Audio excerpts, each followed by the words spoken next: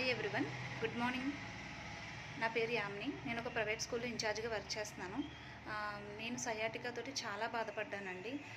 ఎంతలా అంటే కూర్చోలేకపోయేదాన్ని, నడవలేకపోయేదాన్ని and పడుకోలేకపోయేదాన్ని.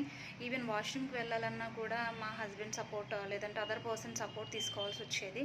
And కంప్లీట్గా ప్రొఫెషన్ అనేది మానేశాను. బట్ నేను హోమియోపతి ఇలాంటివి చాలా యూస్ చేశాను కూడా.